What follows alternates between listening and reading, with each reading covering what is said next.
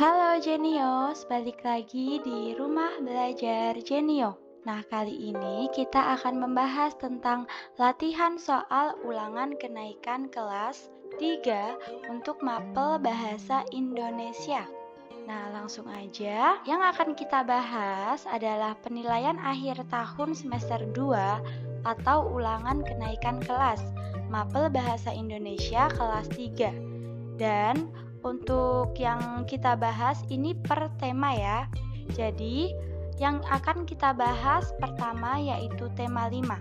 Langsung aja kita ke soal nomor 1. Cuaca di bawah ini yang tidak ada di Indonesia adalah A. Salju, B. Cerah, C. Berawan, D. Hujan. Nah, jadi cuaca yang tidak ada di Indonesia. Di Indonesia itu memiliki cuaca apa saja sih? Nah, yang pertama cuaca panas, lalu cuaca hujan, berawan, apalagi mendung, petir.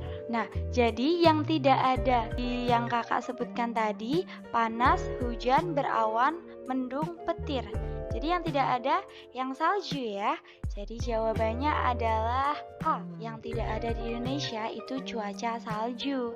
Karena Indonesia itu musimnya tuh hanya panas atau kemarau dan hujan. Dan iklimnya itu tropis. Jadi musimnya hanya panas dan hujan, jadi tidak bersalju ya. Kalau bersalju itu seperti di daerah Eropa. Sekarang kita lanjut ke soal nomor 2.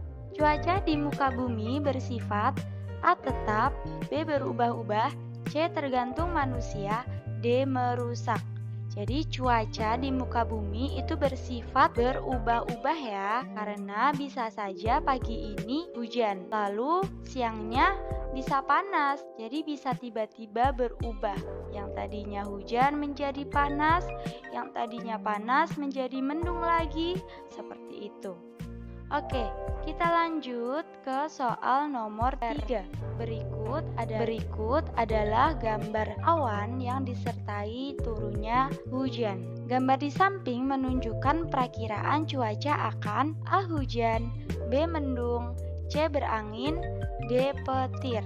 Jadi jelas ya, jawabannya adalah yang hujan. Karena di gambar tersebut itu awan yang menurunkan air hujan.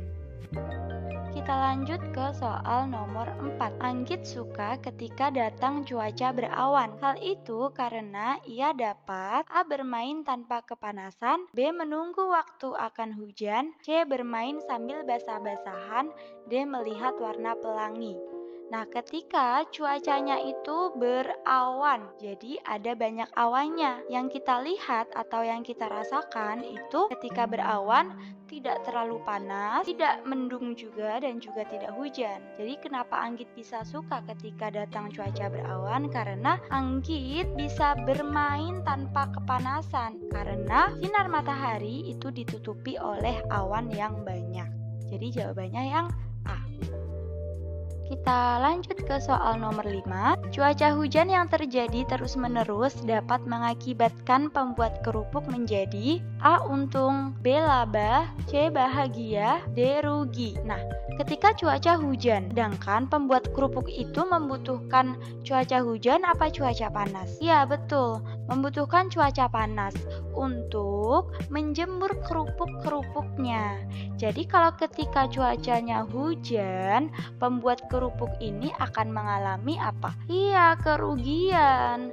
Karena kerupuknya jadi tidak bisa dijemur, jadi menumpuk gitu. Jadi tidak bisa dijual atau tidak bisa digoreng untuk dijual. Oke, kita bahas. Kalau untung nggak mungkin ya.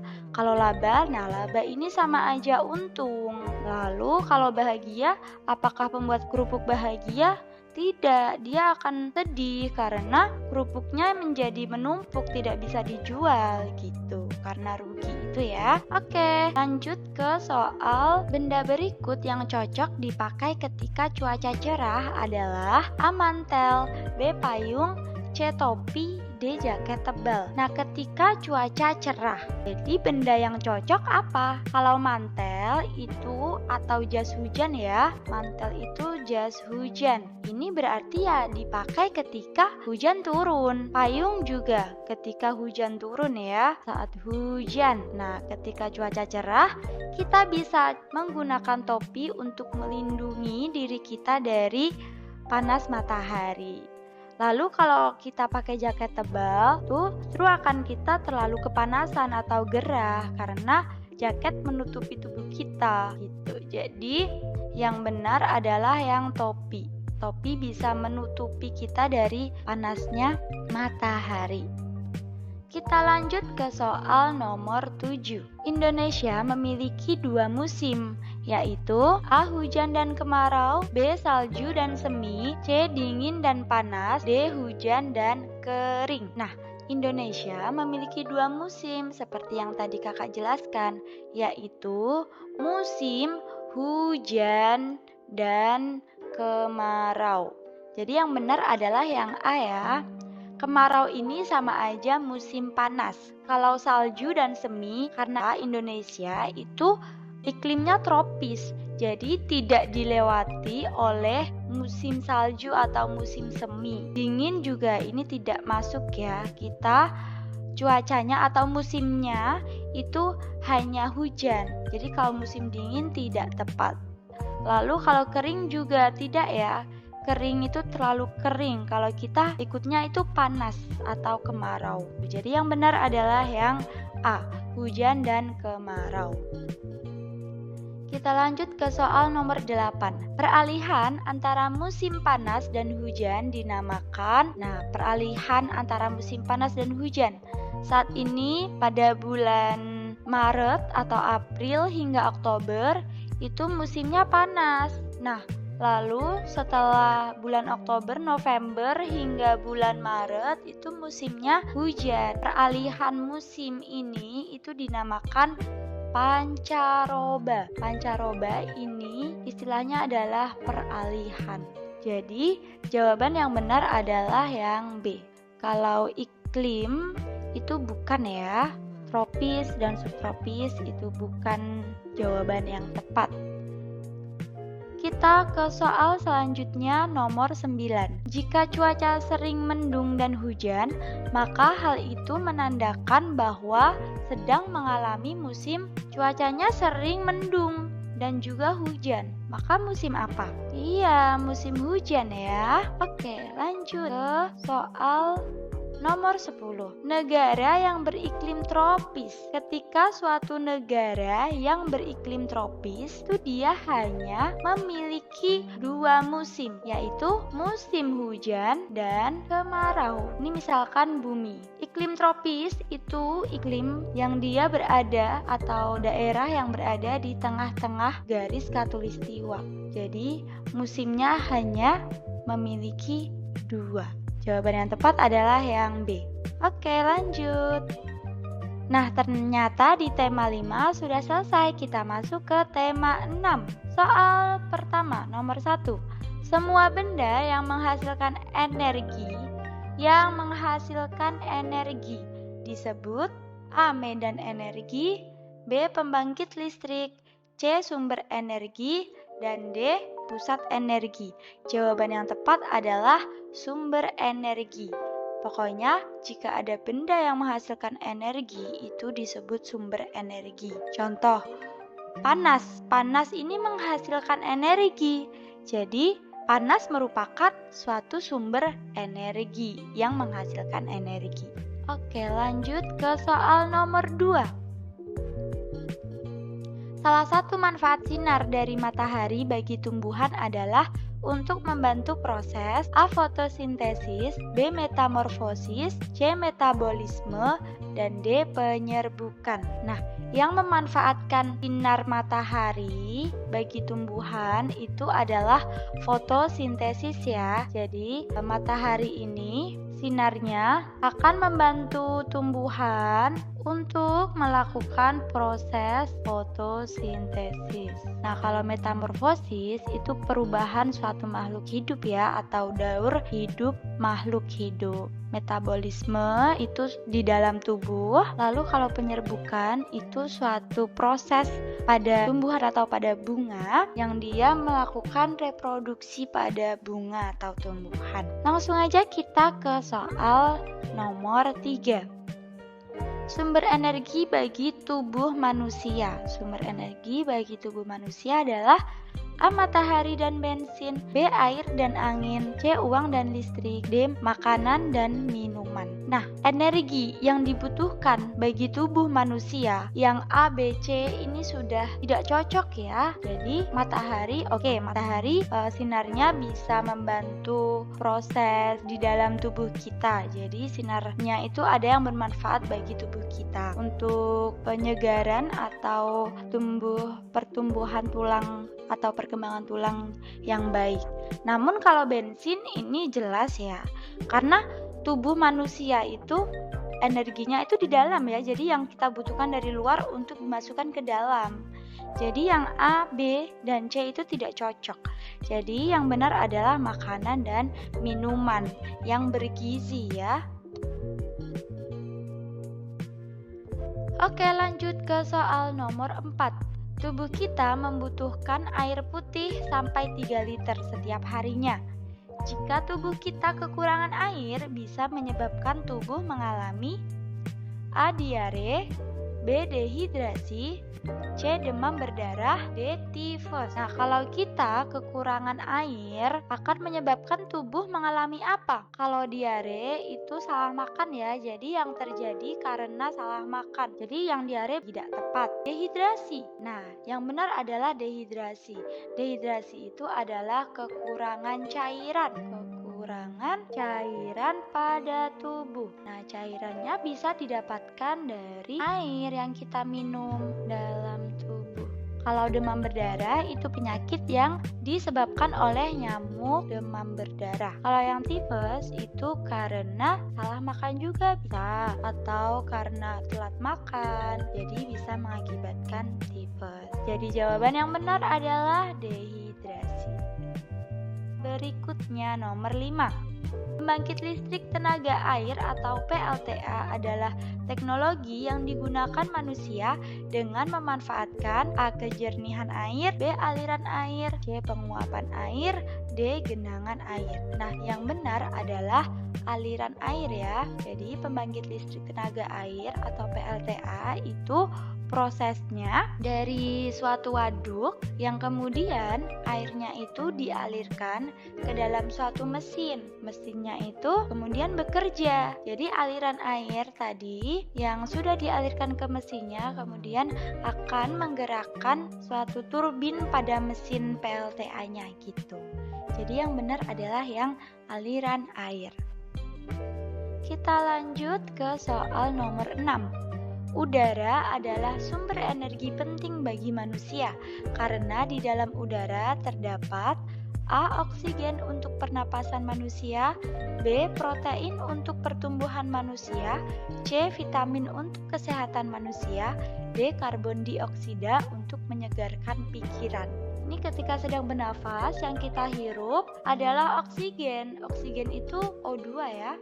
Jadi oksigen yang kita hirup, lalu kita mengeluarkan karbon dioksida. Dioksida atau nama unsurnya atau senyawanya itu CO2. Jadi yang benar adalah yang oksigen ya. Nah, oksigen untuk pernapasan manusia. Kalau protein untuk pertumbuhan manusia itu tidak terdapat pada udara. Vitamin juga itu tidak terdapat pada udara. Karbon dioksida itu yang kita hasilkan atau hasil setelah kita hirup oksigen. Oke, lanjut ke soal nomor 7. Minyak bumi adalah sumber energi yang berasal dari A. Penyulingan kotoran hewan yang dicampur air, B. Pengendapan kotoran hewan yang dicampur air, C. Penguapan dari tumbuhan hijau yang hidup di hutan belantara, D. pembakaran batuan keras yang ada di bawah tanah yang lebih dari 100 meter. Jadi, minyak bumi itu adalah sumber energi yang berasal dari pembakaran batuan keras yang ada di bawah tanah yang lebih dari 100 meter. Nah, ketentuan ini juga pembakaran batuan keras. Ini tidak hanya batuan keras ya, bisa fosil atau hasil misal hewan atau tumbuhan yang menumpuk.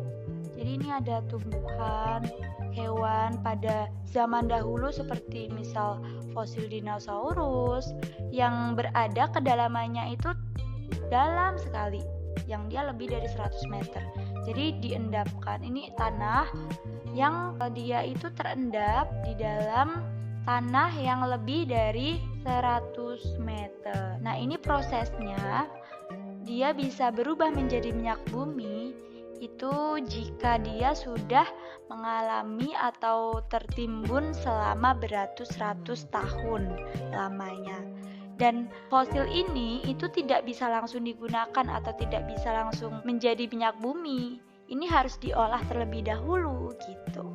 Oke, kita langsung aja ke soal berikutnya ya. Soal nomor 8. Yang merupakan contoh perubahan energi listrik menjadi cahaya adalah A. Kipas angin, B. Setrika, C. Lampu, D. Kompor. Kalau kipas angin itu listrik menjadi gerak. Kalau setrika, listrik menjadi panas. Kalau lampu, listrik menjadi cahaya. Kalau kompor, ini bisa kompor gas. Kalau misal kompor gas itu ya dari kimia ya, dari gas kimia menjadi cahaya. Bukan listrik ya, kecuali kalau kompor listrik. Kalau kompor listrik itu listrik menjadi panas dan cahaya. Jadi jawaban yang tepat adalah yang lampu ya, yang menjadi cahaya. Oke, kita langsung ke soal nomor 9. Salah satu tujuan menghemat energi adalah A. Energi semakin banyak, B. Bisa menjaga ketersediaan energi, C. Energi bisa menjadi barang langka, D. Manusia bisa hidup tanpa energi. Salah satu tujuan menghemat energi apa? Iya, jadi kita bisa menjaga ketersediaan energi. Jadi jika kita menghemat energi, otomatis energinya tidak terlalu banyak yang dikeluarkan. Jadi kita bisa menjaga ketersediaan energi. Jadi jangan boros-boros ya dalam memanfaatkan energi. Kalau misal energi bisa menjadi barang langka, itu karena energi sering digunakan sehingga energi ini akan habis. Jadi membuat energi menjadi barang langka. Jadi ini enggak ya. Kalau manusia hidup tanpa energi, itu tidak. Manusia itu tidak bisa hidup tanpa energi. Tidak bisa hidup. Kalau misal energi tidak ada di dalam muka bumi ini, ya kehidupan akan terganggu. Seperti itu. Kalau energi semakin banyak, ya betul, energi semakin banyak, tetapi kan pasti akan dikeluarkan atau digunakan. Nah, jadi jawaban yang lebih tepat itu yang B. Kalau energi semakin banyak itu tidak ya. Pasti semua orang itu menggunakan energi. Perilaku yang paling tepat itu adalah dengan menghemat supaya menjaga ketersediaan energi. Oke, langsung aja kita ke soal nomor 10. Peralatan di bawah ini yang tidak menggunakan listrik adalah A. Jam tangan, B. Kompor listrik, C. Kipas angin, D. Setrika. Nah, kalau kompor listrik dari namanya aja pakai listrik, berarti pakai listrik ya. Kipas angin juga harus dicolokkan dulu kan? Jadi listrik ke gerak, setrika itu listrik ke panas, kompor listrik tadi listrik ke panas dan cahaya. Jadi yang tidak menggunakan listrik itu adalah jam tangan. Jam tangan bisa kita gunakan tanpa dengan listrik. Nah, oke, tema 6 sudah selesai. Sekarang masuk ke tema 7. Soal yang pertama. Di bawah ini contoh bahan dasar alami untuk membuat pakaian, kecuali A. Bulu ayam, B. Kepompong ulat sutra, C. Kapas, D. Bulu domba. Bahan dasar yang tidak, berarti kalau yang kecuali berarti yang tidak ya, yang tidak kita gunakan untuk membuat pakaian itu yang paling tepat adalah yang bulu ayam, karena bulu ayam itu kan kayak kecil gitu kan ya, kayak gini. Itu yang paling benar, bulu ayam itu bisa kita gunakan untuk membuat kemoceng. Kalau kepompong ulat sutra, kapas, bulu domba itu adalah bahan dasar pakaian. Pakaian itu sama aja sandang ya.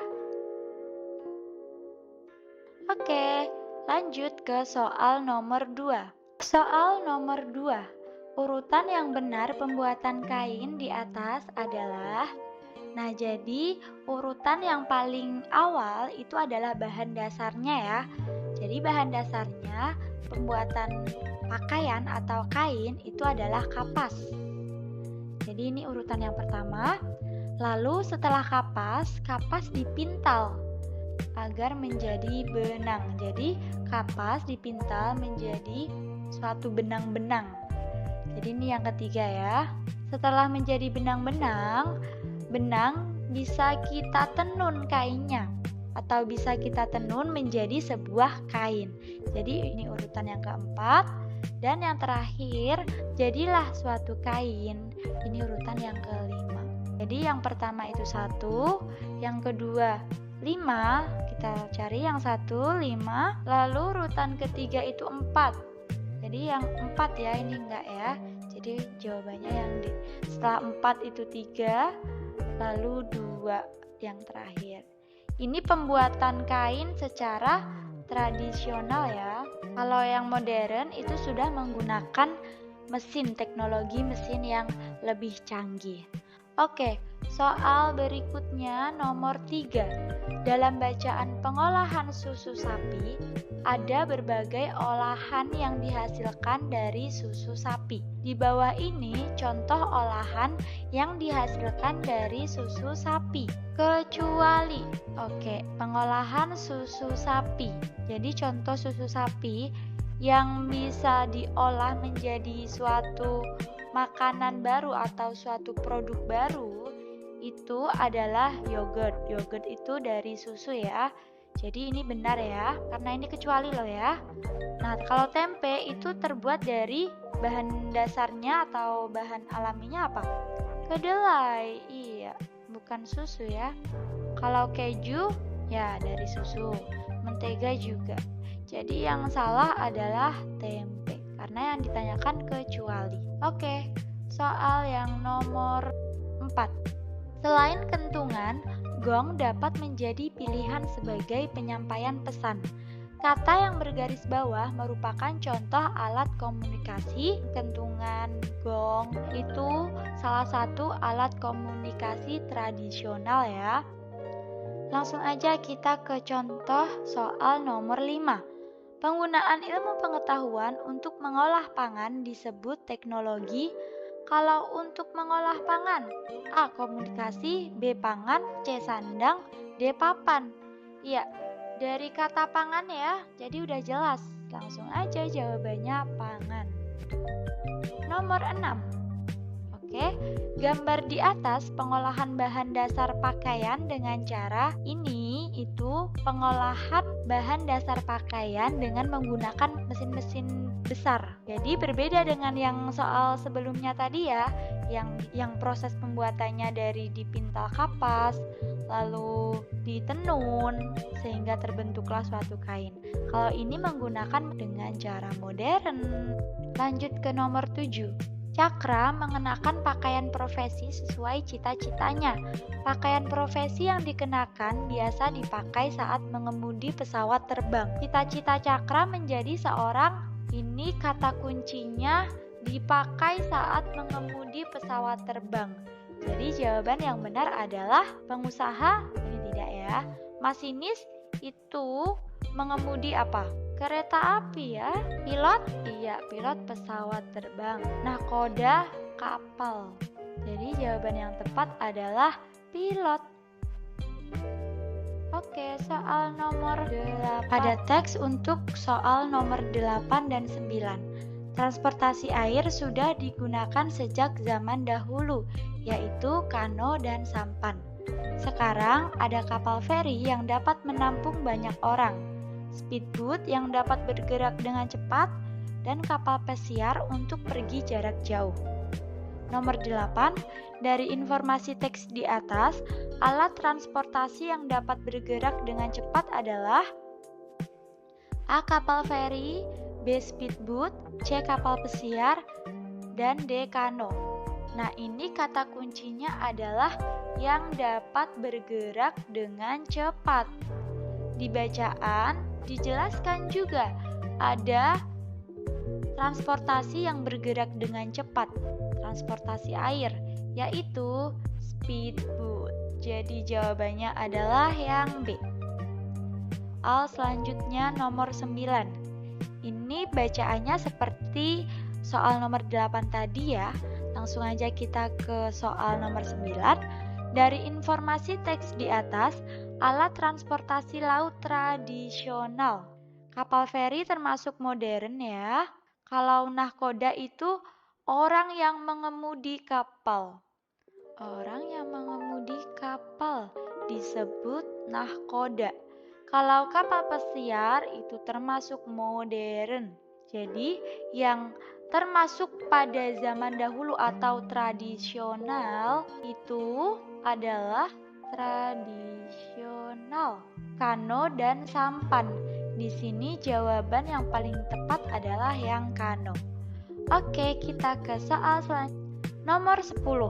Contoh makanan yang dihasilkan oleh teknologi pangan. Berarti makanan yang hasil olahan dari bahan dasar atau bahan alamnya. Kalau apel itu merupakan produk olahan bukan? Bukan ya, jadi apel merupakan bahan dasar. Kalau hotdog di sini dari sosis dan juga roti. Nah, kalau roti dan sosis itu termasuk teknologi pangan ya. Kalau roti tepung, kalau sosis daging. Brokoli ini termasuk bahan alam atau bahan dasar. Daging juga bahan dasar. Jadi yang benar adalah yang B. Oke, kita langsung lanjut ke soal berikutnya. Ya, kita masuk ke uraian. Untuk soal yang pertama, Vanes berkeliling kota mengendarai delman. Delman jenis alat transportasi. Jadi delman ini masih memanfaatkan tenaga hewan. Nah, ketika transportasi itu masih menggunakan atau memanfaatkan hewan, itu transportasinya disebut transportasi tradisional atau pada zaman dahulu gitu. Kalau modern itu yang sudah menggunakan mesin. Oke, soal nomor 2. Teknologi produksi sandang. Arti kata sandang adalah pakaian. Kalau pangan, makanan ya. Oke, yang ketiga, hasil olahan makanan yang bahan dasarnya dari daging adalah hasil olahan. Itu ada bermacam-macam ya. Ada yang hasilnya bisa sosis yang dari daging, ada bakso, nugget, dan sebagainya. Jadi hasil olahannya.